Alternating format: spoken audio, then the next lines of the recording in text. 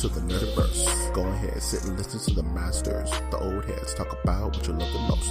Video games, comics, movies, and everything you need to maintain your week. Got the knowledge that's straight out the ether. Gonna need a drink and have to take a seat to expand your mind and listen to the speaker. Mike and the squad's gonna give you what you need. Please send in a question, come and get some answers, learn a couple lessons from the masters with the special guests. We got the Green Lanterns glowing on their chest. Yes, please sit back and relax, cause we're gonna hit you with them stone cold facts. And allow me to be the very first to welcome you to the masters of the Nerdiverse.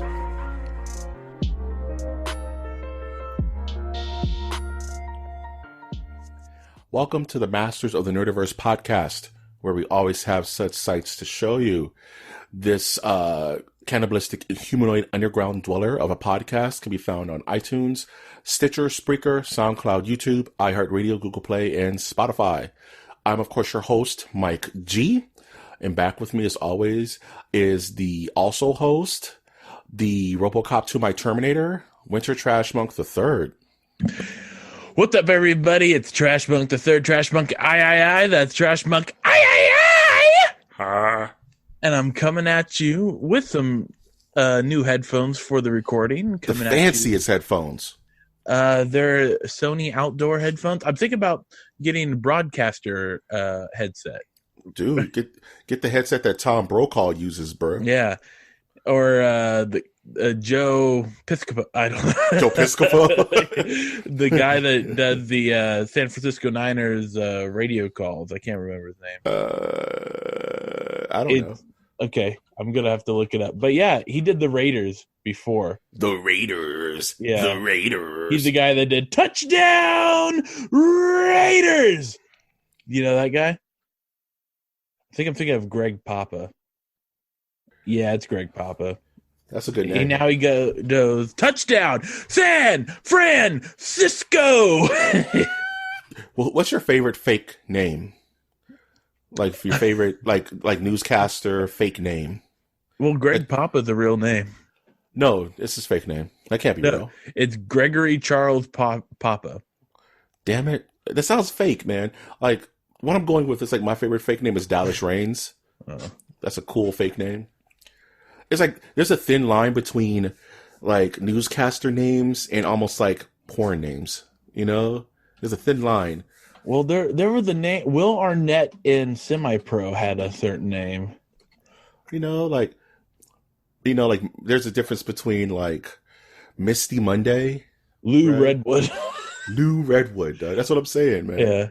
There's or a thin line, dodgeball. Dude. I like dodgeball. Bold move, Cotton. Bold move, Cotton. Yeah, there's a fan of the podcast who's gonna get a ouch, a population you, bro. Ouch, population you, bro. Yeah, don't get me starting on dodgeball, man. Hashtag go watch dodgeball. Watch the messed up ending where they lose. That's not a messed up ending. That's the right ending. That's the Shin ending, the truest of endings. So, Winter, I have a quick question for you before you go into your week. Yes. Do you have any pets, Winter? Not where I live, no. Do you have any pets that you know of that you're fond of, man? Like little yeah, well, there's a dog that lives with my big parents. Dog. Yeah. The name is Gypsy, named by my grandma. Witchy woman. How old is Gypsy? Gypsy, let's see here. Probably 5 years, maybe 8. What's that in dog years? I don't know, man. Okay. Your parents dogs don't have years.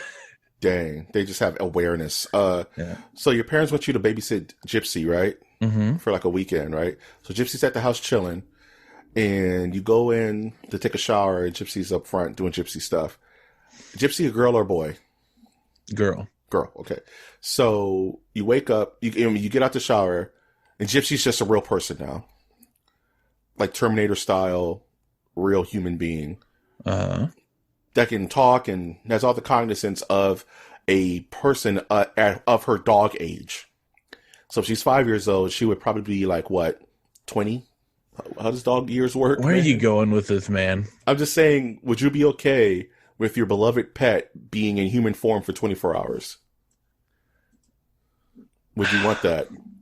That's a good question. I don't know if I want that. Like, you'll be able to talk to them. They can actually tell you how they feel. You guys can have a beer, depending on how old they are versus dog years. You can take them to the park and actually have a conversation with your loved one, Doug. I don't know, man. A hot 24. 24 hours passes, poof, they turn into smoke, back to being a dog. But you had that moment of getting to know your dog on a level that you have never been able to do. The dog is like, you know what? Straight up. You're not making it better. I don't know what you're doing. I'm just saying, dude. Your dog is like, look, man, I've had it up to here with you feeding me the wet. I want the dry, man. Bet. I didn't know that. Thank you for expressing your feeling, dog. I don't think I would want that. What if like they actually turn 5 and they're just like, Dad? Because you're assuming that just because the dog turned into a human, it then has the IQ of a human. No, that comes with it. If the dog is, let's say, 15 in dog years, it has the IQ and it knows English because it's listened to you its whole life of a 15-year-old person. There's no way I would want a 15-year-old dog person in my house. Dad, where are we going? Dad, I need to tell you. Your father now, Winter. No. For 24 hours. That's your baby. They want chicken nuggets now. This sounds like a terrible Eddie Murphy film. Eddie Murphy plays the dog in the human dog.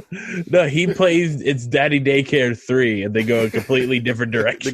They go in such a different direction. Well, we're gonna turn Jeff Garland. Let's turn it into a pet house.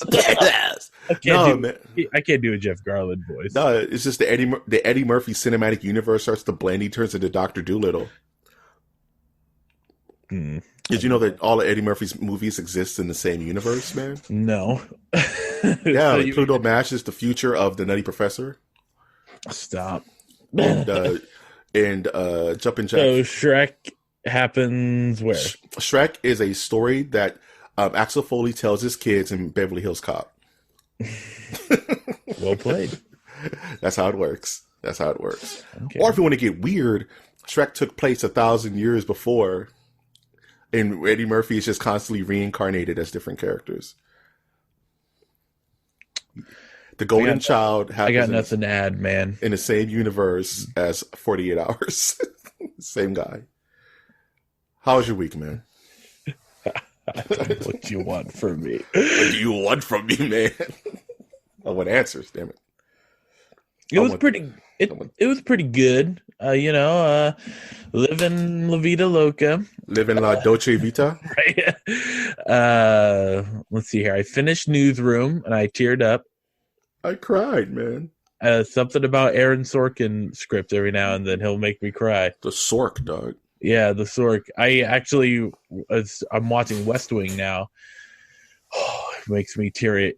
Just thinking about the scene. It makes me want to punch myself. Don't cry, baby Winter. There's a scene where, there's a character, Martin Sheen plays President Bartlett, and then there's Chris, Charlie, who is his assistant that runs around. In case no one knows the story of West Wing. That's the history. Yeah, there's an episode where Charlie keeps it's the Thanksgiving episode in season 2. Where Charlie's going around finding carving knives, and Bartlett's like, "We need American knives, they for American dream." And then he goes, "This American knives is terrible. You want the German knives, Mr. President? Absolutely." And then at the end, it goes "Mr. President, why are you concerned about getting the right knife? All of them cut." And he goes, "Because a knife is something that you pass down from carving knives is something you pass down from generation to generation, saying this knife was given to me from my father and his father to his father," type thing. And then Charlie goes, "Well, that says something." And then the president pulls out from his desk a knife, and he goes, "Charlie, this knife was given to me from my father and my father's father," and that made me tear up. So essentially, what's wrong with you, man? That's so weird. That's so goofy. It's not weird. It's very emotional. This knife. It's a carving knife, and it's it's like it's been in my family for generations, and Charlie starts tearing because they've been through a lot. Like if you know early on in the season, Charlie was the like someone shot the president, but they were aiming for Charlie because he was black, and the president's like developing this relationship with Charlie. And are you tearing up right now? A little you need to change the subject, my man? No, I got to finish it because the reveal is like the president is like developing this relationship with his assistant, and then he goes, "What are the initials PR for?" It's like, "Well, it's the initials of the blacksmith that made it for my family, Paul Revere." What? Like, oh my goodness, that made me like cry a little bit, and I had to make sure my roommate didn't see. Yeah, man. So he's the descendant of Paul Revere.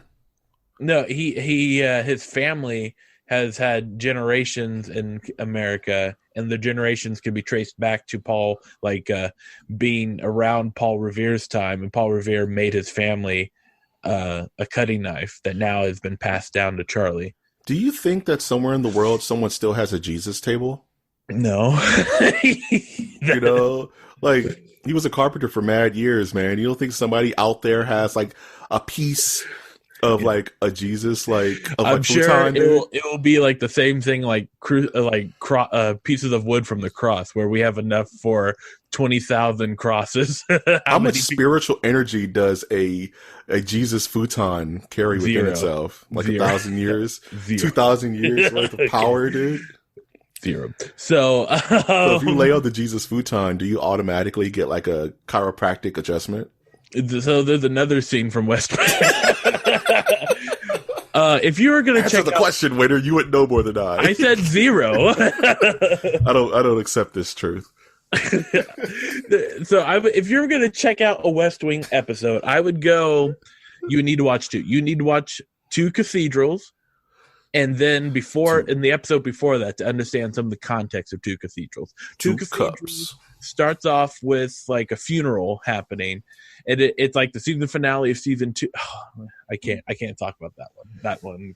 Are you spoilering it, dog? No. Yeah, I'm gonna. I was trying not to spoil it. Those eagle-eared masters who want to. The only thing I have to say is the ending of that episode is classic, like early 2000s or 90s, where the music is way too loud.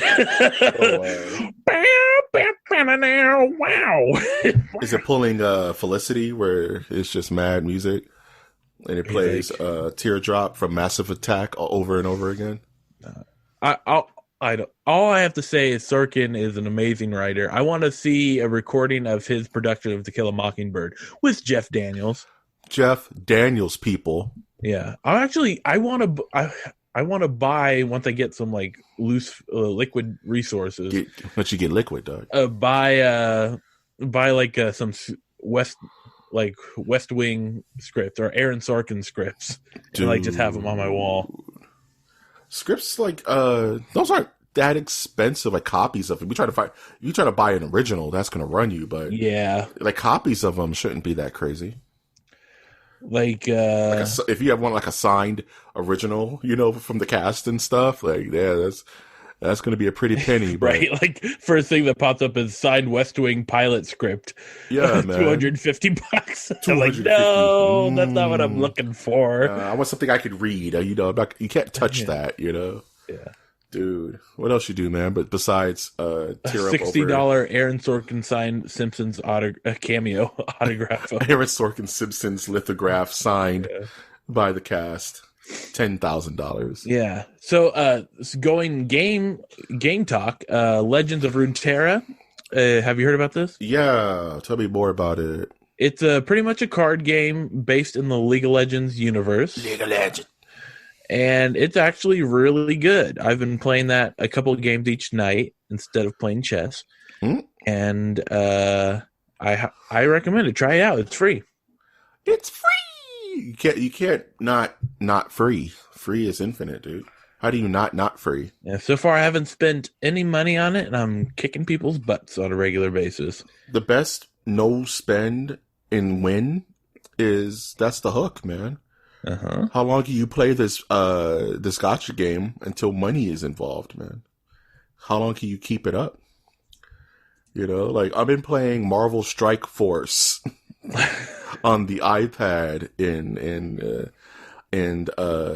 what's it called, in your devices, and it's just a paper, you know, a pay to play kind of garbage game. But I'm trying my hardest never to spend money on it, and it's a Marvel game, so it's pretty much like a gotta catch 'em all kind of situation where it's a turn-based RPG, but all the good characters are behind paywalls. So it's like, hey, you want Thor? unless you're gonna grind for 10 years, just give us $50 and we'll give you Thor by himself, not the game. Right. Just Thor. Oh, you want Magneto? He's 1 billion points. It's gonna take you infinite time to get that.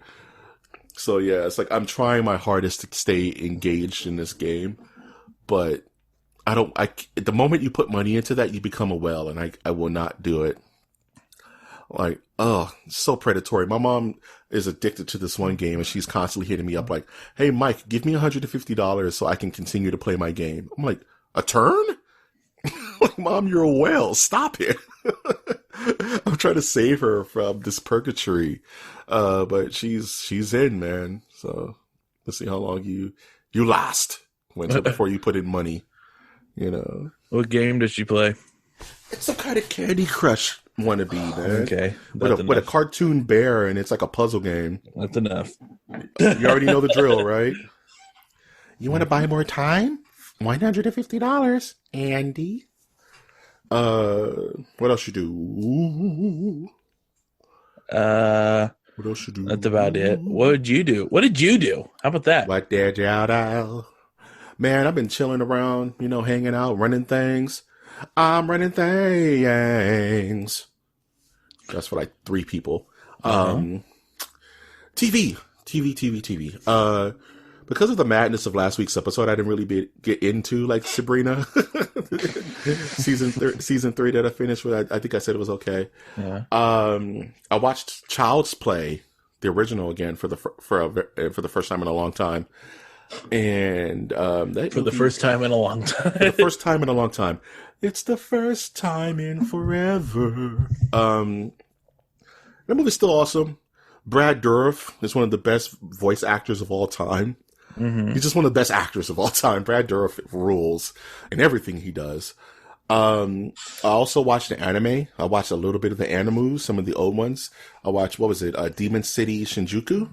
Oh. Which I always mistook for Wicked City. And they're 2 totally different movies. But it has that nice, like, 80s, 70s anime style where it's completely hand-drawn and its attention to detail. It's just pretty movie. But it makes no sense whatsoever, like most 80s, 70s anime films. So I was just going through my Amazon, and I just wanted to say, let's watch some Demon City, because I thought it was Wicked City. I was like, I haven't seen this in a long time, and I remembered I've never seen this anime, so it's my first time watching it. Uh-huh.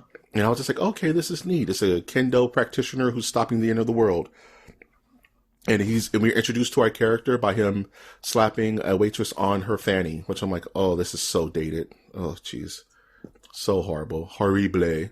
But then they fall in love. It's just anime, dude. So, I watched a bunch of that. Still playing Borderlands 3 because there's no games out right now that tickle thine fancy. I was able to squad up with a buddy of mine. That was pretty fun. Nice. I got my butt kicked because he was he's the highest level, and I'm like a couple of levels down from him, but apparently there's like seismic shifts in skill between the levels we're at. So I'm just like, I'm helping too. And he's like wiping entire quadrants of monsters, and I'm like taking 30 minutes to kill one. It's like, I'm helping. So that was kind of fun. Dude, other than that, that's been pretty much it, man. I haven't watched any other movies other than Child's Play and that one. Pretty slow motion week, man. Stubbed my toe. That happened. I got a big bum. Got a big bum on my toe, on my big toe. No blood, but bruising. Yeah. Yeah, man. When it turns purple, that's how you know it's good. You know, when you turn that deep perp. Yeah, man. You got it good. That'll wake you up. That'll remind you you're alive. I want to talk about some polls, my man. Let's hit it. We are the polls, and we're going to eat your soul. What? The Nerdiverse has not been working with me in regards to these polls recently. I don't know. Maybe I'm putting up Haribe polls because we're only getting about 2 responses out of the 4 options. And I don't know how to feel about that. I have to rethink how I do these polls. So there's really only 2 options. So I felt like talking Avengers this week. So I asked the Nerdiverse which of these Avengers were the most underrated. And the options of the only 2 that people voted for was Wasp and Namor. Are you familiar with these 2 characters, Winner? No. Great. So I get to talk to you about Wasp and Namor. Oh my goodness. Are you ready? Okay, I'll do my elevator pitch for both. You want to time me at 20 seconds? 1 second. Yep. So I'll do 20 seconds of Wasp and 20 seconds of Namor. Oh. Get ready. Okay. And go. Wasp. Wasp is Janet Van Dyne. She is the wife of... 20 seconds is done. That's not 20 seconds, you liar. She turns into a small wasp. She has stingers. And she's a founding Avenger, and you put respect on her name. All right, time me for Namor. Go. Namor is the first... 20 seconds. Okay, 20 seconds starting now. For which one? You shortballed me on both, my man. No, I gave you a little bit more time on the first one. Okay. Go for the second one. Second one. Okay, let me know when I'm ready. You are ready. Namor, the first Avenger, fought with Captain America during World War II, has the power of underwater swimming. He's super strong. He's the king of Atlantis. He has little wings on his feet. He's sometimes a good guy, sometimes a bad guy. He's Marvel's answer for Aquaman. Just a little bit cooler. Doesn't have as many powers, but it's probably just as strong as him. Which character do you think is more underrated? With the information you graced me with. With the time you graced me with, rather. I like Namor. Namor rules. Nimoy. Leonard Nimoy. Yeah. You know what's funny? Is that Namor kind of looks like Leonard Nimoy. I never put that together. Leonard Nimoy has that face with the big ears, and Namor has big spiky elf ears. Yeah, man. I figured Wasp would win at 60% because she's the known name, Ant-Man and the Wasp. No one knows who Namor is yet, but I have a feeling Namor will be swimming up to the shores of the MCU soon, and he'll be a big household name like the rest of them. But the Wasp won that vote with 60%. And if you're curious on the other 2 Avengers that didn't get any votes, one was Sentry and one was Tigra. Are you familiar with either of these Avengers, Winner? No. Great. We could talk about Sentry and Tigra. Oh my goodness. I'm not going to put you through. Okay. I don't know a lot about Tigra, otherwise I would do it. I don't know her origin story like I do Sentry, so I won't put you through that.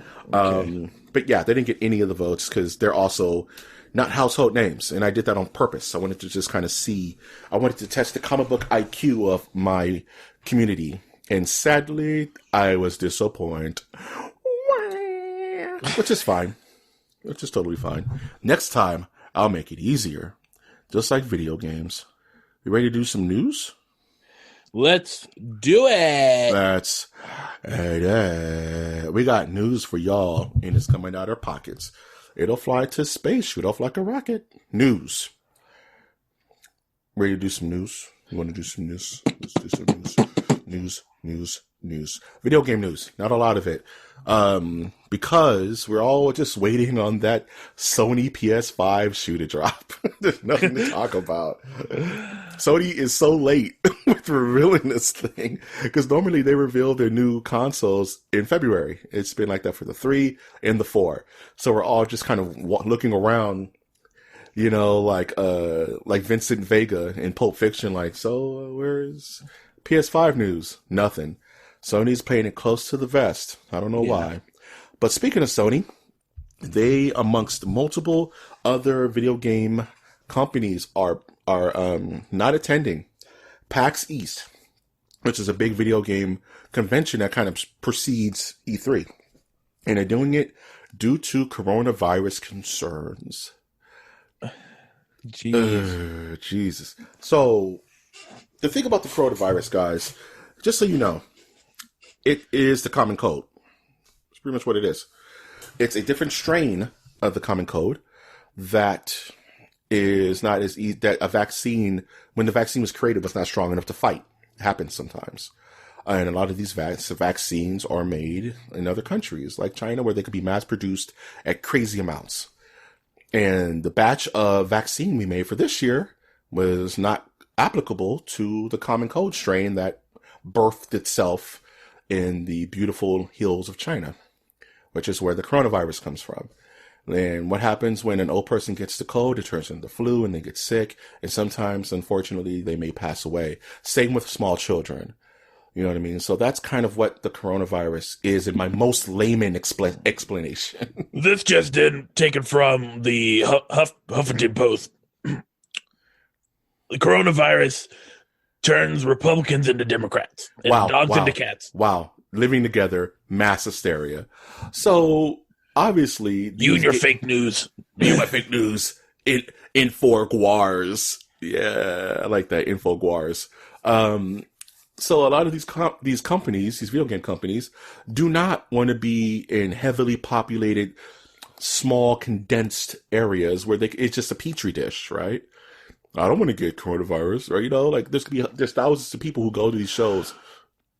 So it's like, is it smart to do a convention where you're in the dead center of an outbreak, Winter? It's almost as smart as a fat man wearing polo shirts. Fat man in a little coat. It's just gonna look like you're wearing a sausage casing, folks. It's not smart. Not smart. Man. And I get it. You're gonna look brawny, but you look like the Michelin Man, and sometimes it's a good look, sometimes it's not. Sometimes. Do you feel that this is a overkill? Would you say? For these companies to be like, oh no, man. So what happens if we still have issues with coronavirus around E3? Comic-Con. I mean, these are multi-million-dollar events. I think it's a real threat to think about. I mean, I think there was some breaking news today somewhere about just telling people to just do your normal precautions that you would for a flu. For this thing. So then you got to ask yourself, is the normal precaution for Sony when there's a flu around to quit going to PAX East? Or is there more sinister reasons why they're not going to PAX East? Well, we're in the middle of a political huff between, these things tend to kind of pipe up when the country's in political unrest.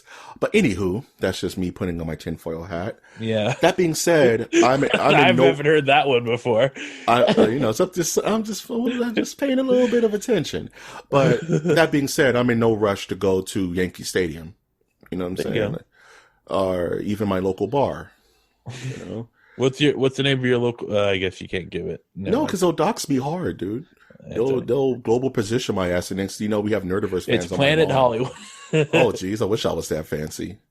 Oh man, but prayers go out to those who are actually having to deal with this horrible virus, and hopefully we figure this out before consumed product takes back over. Speaking of things that are going to be super consuming, Final Fantasy VII Remake is apparently going to have 100 gig download. Terabyte, ladies and gentlemen. No, terabyte's 1,000. Is it 1,000? Yeah. Okay, I sound corrected. Mikey CP. Sorry about that. That being said, 100 gigabytes is still nothing to shake a stick at, man. No, I can't remember. What other games have there been where it's been like that? The last game I can remember was Red Dead Redemption 2. Yeah, that's a good one. That bad boy is like 152. Wasn't gigs. Like Grand Theft Auto 5 like a couple of discs? Yep. Discs? Back in the day. Yep. Before we got into this weird world of we expect you to own an external hard drive. You know what I mean? Or this game is just going to eat your entire memory. And I bet at the end of like a Call of Duty game's life, you've downloaded over 100 gigs. Dude, that's what really starts to like pile up in your hard drive. It's not the games themselves. It's the gigs of dead patches and updates that are just sitting on your memory drive, you know? Yeah. So that adds up. And it's like, we're at a funny stage now. It's like, I do not want to buy a new external hard drive for my PlayStation 4. All my money, all my video game money and goodwill is going to go towards the 5. To the PC. That too, because I do have to get me a video editing PC. I'm actually, I don't know if I've announced this on the podcast, but yes, I will be Frankensteining and building my own PC this year. That's my big project. So, it's only going to be for video editing purposes, but it's going to be beefy enough to run games if I want to. But I'm not going PC Master Race just yet. My podcasting laptop is starting to give up the ghost. It's starting to boot a bit slower, run a bit slower. So it's starting to get there, and I need to upgrade. So that's the plan. But yeah, all my video game goodwill is going towards the 5, and I do not want to buy a new external hard drive for the 4. And it's like, do I wait out Final Fantasy VII Remake until it eventually gets a port to the 5 and just do it then? That's probably what I'm going to end up doing. I'm not in any crazy rush to play the game. But 100 gigs, man, that's a little too beast, man. But the game is beautiful, so I guess it makes sense. Yeah, I bet they're going to just like... I wonder, the reason why it's 100 gigabytes is that they're just having you can customize it however you want. I wonder. You could do it black or white. Now, how many gigabytes that requires, I don't know. But 20,000 gigs. You can do it ultra graphic settings. Ultra 4K. And that's one thing that kind of gets under my skin about next gen is I hope there isn't some kind of thing on your PS5 where it's like, do you want to run it in Ultra 4K, but you'll sacrifice computing power, or you could run it at 1080p, but it's just gonna run smoother, you know? Yeah, I don't know if they're gonna give consoles that option just because consoles are already making that sacrifice. Right. It's like we're drifting closer and closer to consoles just being PCs, you know? Mm-hmm. Look at the Xbox X. That thing just looks like a PC tower, you know? You're a PC tower. How about that? Winner does not approve. Speaking of towers of power, apparently they're going to make a full-length documentary on Tony Hawk Pro Skater. I was eating pizza bagels. I was drinking a Mountain Dew, and they busted in my house with cameras, bruh. Filing for divorce for the first time. It was such a plight. But at least I unlocked Spider-Man. Zeb. Did you ever play those games? I played them a ton. Yeah, I remember. Do you remember? It must have been like Tony Underground, where it was like the first time they introduced like cameras. Like a camera into your PlayStation or your video game console. You could take a picture of yourself and make yourself the character. Yeah. Do you remember that at all? Or? Yeah, I didn't do it because I hated my own visage, but yeah, I do remember that being an option. Yeah, I was like, ugh. But yeah, I remember that. Pro Skater 3, Pro Skater 4, being able to pick Wolverine, and his trick, he would like pop his claws into the deck and put it back at his feet. It's real, man. I have a lot of good fond memories of Tony Hawk Pro Skater. Yeah. You know what I'm saying? And yeah, those were the games, man. I don't remember what system I played them on. Maybe PS2? I don't know. For some reason, I'm thinking GameCube, maybe? I don't remember, man. It was such a long time ago. But one thing about that game that reminds me of like Crazy Taxi is like the soundtracks. They're super good, man. All types of alternative rock and Korn and Green Day. And those are the days of Twisted Metal, too. So, Twisted Metal, dude. Yeah. That's a game I would love to come back, man. They need to do like a competitive online version of it. Dude, that would be dope. Or can you imagine if they brought back Destruction Derby from like the PS1 era? Like realistic cars being like in a mud pit. You're listening to like butt rock, dude. It would be awesome. Just put it online. Butt rock, dude. You know what butt rock is? So, go download the Guilty Gear Xrd soundtrack, and you'll know what butt rock is. That is bullshit, Blizzard. They're behind a rider.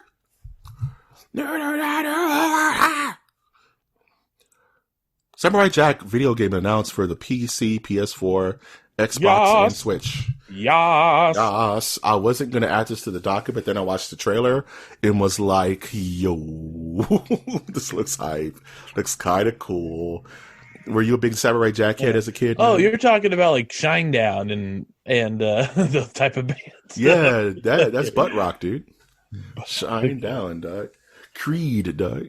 No, not Creed, dog. I'm down for some Samurai. Not Bush. You got too far. Who did Down with the Sickness? That was Disturbed. Disturbed, yeah, they're butt rock too. Mm-hmm. Yeah, the game looks pretty cool. Yeah, man, looks pretty dope. Samurai Jack doing cool stuff. Samurai Jack Season 3 was amazing. Closed out the series.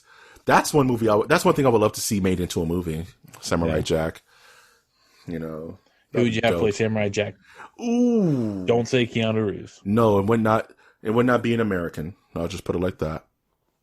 Okay. I don't know. Jim Carrey. Jim Carrey. Tom Cruise. No, man. I don't know. Samurai Jack's weird because he just looks like the dad from Powerpuff Girls. Have that guy play it. I'm with it. We got some comic book news, man, which is kind of interesting. So, there's just been this thing going on with comic books doing comics based off dead scripts. So, like, Aliens 3 infamously had this crazy script where the aliens were going to come to Earth. In Alien vs. Predator, the video game, the Capcom game was supposed to be an adaptation of that script. And the Predators were supposed to show up. It's supposed to be like this crazy thing. So they took that script and made it into a comic book. And they did art for it. And they made it look really nice. So now, apparently, there was a dumped script for the original Predator with Arnold Schwarzenegger and Carl Weathers and our favorite Jesse Ventura. He was a Navy SEAL. And they're making a comic based off that original script with the original creature design, the one that Stan Winston did not do. But funny enough, the story about that creature design is that James Cameron actually designed the Predator, which is weird because apparently the story goes is that Stan Winston got a call for the design, but he couldn't think of anything. And Stan Winston and James Cameron on a plane ride coming from the abyss or something like that. I think they were filming at the time. And, James Cameron just drew up the Predator face on a napkin and said, hey, use that. And Stan Winston ate it, gained the knowledge, and then went home and sounded out the design for the Predator. It's apparently how it went down. Because originally the Predator was supposed to look like this weird little slinky alien kind of like lizard thing. Not this super buffed out, dreadlocked badass that we know before us. So yeah, they're making it into a comic, dude, with like good artists, and they're gonna flesh it out. It's gonna be a little different from what the original film was. So I'm super down for that. I'm kind of curious to see how that turns out. Yeah, that'd be lit. Liddy, fam. Yeah, man. What do you know? I'm trying to think of another show or like another movie that took the script and made it into a comic book. I can't recall. Took the script of a movie and made it into a comic book. Yeah, it's very rare, dude. Would you count the Crow movies? No, because the Crow was an existing comic. Oh, damn it! Before it became the movie with Brandon Lee. Sadly. Okay. Tank Girl, but no, Tank Girl was a comic first. Barbed Wire. Maybe Barbed Wire with Pamela Anderson. But someone will correct me. I think that was a comic book first. But yeah, someone correct the man. Correct the man. Speaking of things that require some kind of correction, am I right to understand that Bob Iger, CEO of Disney, was stepping down effective immediately, like today? Yeah. Jeez Louise, man. I don't know what's the story behind that, man. Apparently, the inside source I have, wink, was telling me that breaking news, that Bob Iger was supposed to retire like back in 2018. But around that same time, the Fox merger started coming about. Right. So he was supposed to stay till 2021 then. Yep. But now that everything's kind of calmed down and things are kind of under control, he's finally like, yeah, let me just stop. Because, if I don't stop now, I'm never going to stop. He'll keep popping until he won't stop. And they pull me back in. Every time I try to leave, someone keeps pulling me back. So, hoo-ah. So the new guy, Bob Capek, who's apparently been running like the parks and things like that. He's been he oversees all the parks across the world and stuff. So he's apparently the new guy. He's the new head of Disney, and he's going to be foreseeing all operations going forward. Bob Iger. Tip your hat to the man. Toss a coin to Bob Iger. Toss a coin to Bob Iger. Oh, Disney of plenty. Oh. So Bob Iger helped bring in Disney Plus, of course. He brought Star Wars and Marvel to the fold. It's done. He can go lay down. He can do it. He's done enough. That'll do, pig. That'll do. Wow, don't call him a pig. That's way more apt than I wanted it to be. So Lucasfilm has pretty much been making us wait about the future Star Wars, and we got this big video of the future Star Wars and what they plan to do after the Skywalker saga. And apparently, this new initiative is called Star Wars: The High Republic. And I really wanted to talk about this because this is very fascinating to me. So we're going to talk about it. Do you know anything about this, Winter? Yeah, so it's supposed to take place about 200 years before the Skywalker saga. Yep. And it's supposed to be like the high times of the Jedi Republic, Jedi Knights, and all that. And I liked how in the art they are starting to show like lightsabers with the arm protector. Yeah, the old school version. The training version, the training wheels, lightsabers, man. Was that the old? Yeah, was that the old school version? I thought it was just Kylo Ren was the first one to come up with those. I don't know. I think there were some early sketches of the lightsabers having weird hilts. Like rapier guards over the hand. Yeah, like some sketches had stuff like that, but they trimmed it down to the solid bar. But yeah, this looks fascinating. So what happened apparently is that Disney wrangled the brightest writing minds of our time, from comics, from video game writers to movie script writers, and they all met at Skywalker Ranch for like a month or something. With George Lucas? No, they don't let him outside anymore. Okay. He's in the basement with the angels.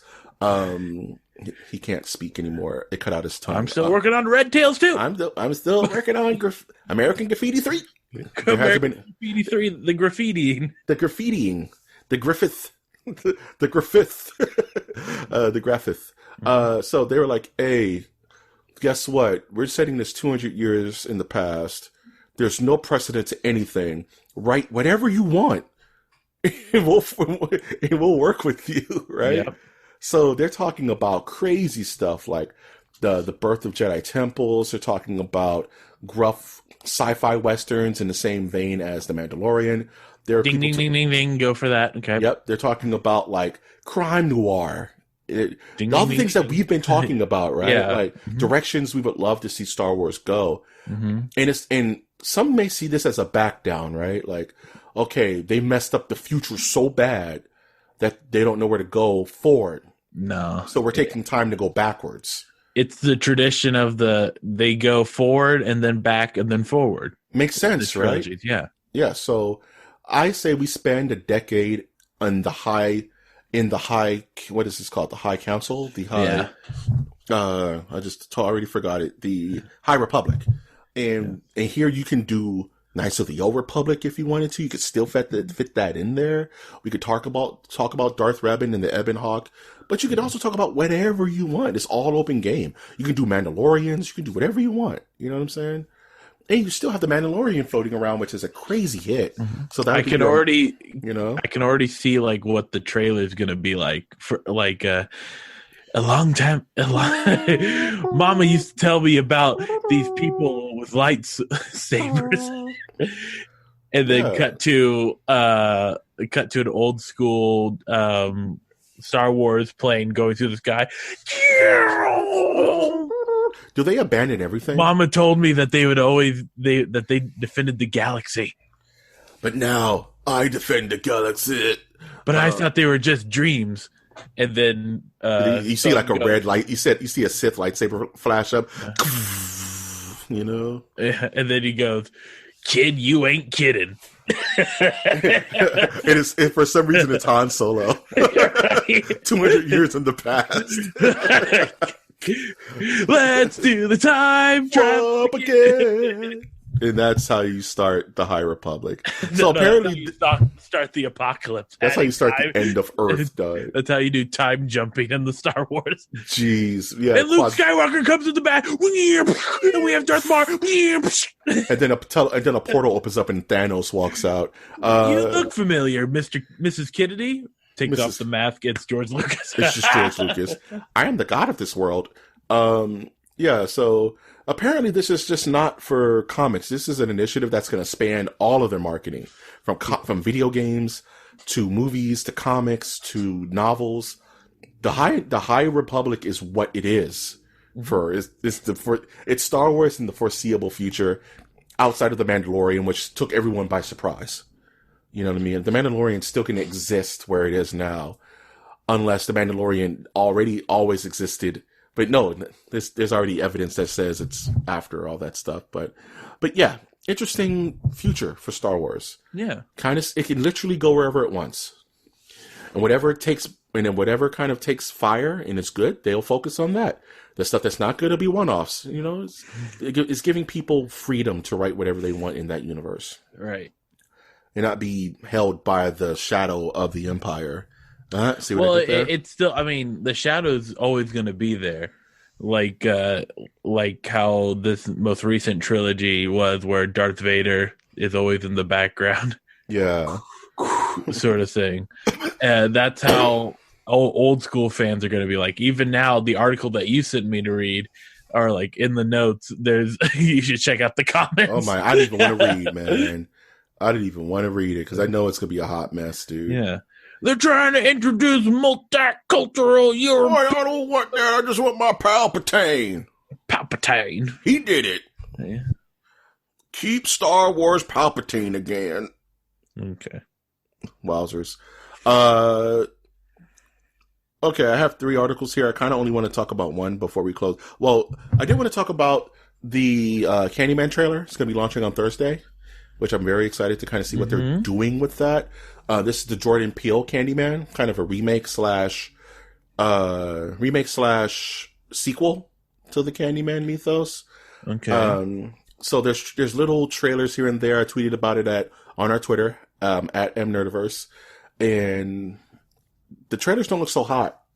It looks kind of just like, it is very generic, but it's literally snippets of nothing. So I guess we got to wait till Thursday, but I did want to drop awareness that there's a new poster out that looks really neat. I may use it in the podcast start, and we should be getting a trailer for Candyman soon. Would you say Candyman 5 times in the mirror, Winter? Candyman, Candyman, Candyman, Candyman, Candyman. Bam, bam, bam. But you weren't in the mirror though, bro. You were in the mirror though. And we can close this out. I think we've talked a bit with Eli Roth is going to be directing a Borderlands movie adaptation. He's actually. I was thinking about this at first. My mind was like, I don't like that mix up. But then you know what? He does have a cartoonish amount of violence and like Cabin Fever, and stuff like that. Yeah, and I think it could actually work out very well if they did it right. Like let him get an R rating. That's my biggest fear with this. Try not to go too Mad Maxy. Maybe don't. That's hard because Borderlands holds its influences on his sleeve, man, and it's It's super Mad Max, Monty Python kind of. Yeah, you know. So I guess the thing would be like not to have like an epic car battle at the end. Because cars, catch a ride. There are cars in Borderlands, so there have to be some hint towards them. But it's part of the Mad Max universe where where there's like massive battles with people driving. So I mean, it's an action film, so there's gonna have to be some type of vehicles in it type thing. But I like the idea of maybe doing like a town under attack, and maybe the main character comes and like I don't know. I don't know. Like when I think Borderlands, I think of like an ensemble film. Yeah. And my favorite ensemble director, probably of all time, is Steven Soderbergh, and he did all the Ocean's movies, like Ocean's 11, Ocean's 12, and the thing about Borderlands is that there's always 4 major characters, right? It's split between the 4. Every Borderlands has 4 characters to choose from. But there are central characters like Lilith and Handsome Jack and things like that. So, I mean, there could be main characters, but it would have to be an ensemble film. Not necessarily star-studded, but I would be kind of upset if I didn't see, like, fan favorites in the film, even cameoed. Yeah. You know, like Zero or Roland, characters like that. You can have one of the sirens be the main character, but as long as it's like a fun film that's plenty bloody, because that's an important part of Borderlands is the gore, sadly enough. And if you want gore, Eli Roth's your man, Mm-hmm. But yeah, I agree with you. Like, I think that he is a good fit if he has the right script. You know what I mean? Like if it's witty and funny, but also action packed, I think it could be a fun time at the theater. You know what I mean? Right. I think so too. Man, play more Borderlands, people. I am trash, garbage. What are you looking forward to, man? Watching more West Wing, trying to get my life back on track and try to be more productive. Yeah, man. I feel it. Same here. Altered Carbon season 2 starts on Friday, so I'm looking forward to cracking that egg open. March is coming upon us, and I have some plans for March, so hopefully March is a big month for us. Also, am looking forward to maybe a brand new off channel of the podcast that I'm working on. Trying to put things together. So we may have a sister site or a sister podcast that is doing their own thing. So we'll be talking about that soon. So we're still working out the kinks on that, ladies and gentlemen. So I will keep you posted. Yeah. So that's the band's name's Kings. Okay. I like it. Any last thoughts before we close this bad boy out? Yeah, check me out, Trash Monk the Third, Trash Monk III on all your favorite social media. You'll find me do a bunch of stuff that is unique to me. I've joined 2 different social media sites. There's ThinkSpot and Mind.com. Mind. Yes. Mind. By Daryl Davis is who you guys should check out.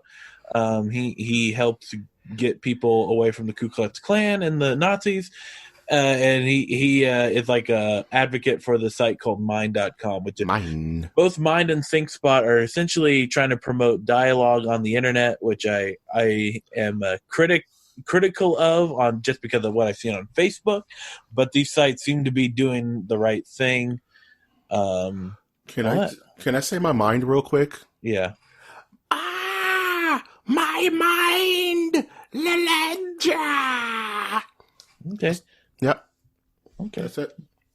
That's it. And if you want more mind-bending podcast preciousness, you can always support us monetarily via our Patreon, which is patreon.com/MOTN. Hit it, winner. Toss a coin to your masters, oh valley of plenty, oh valley of plenty.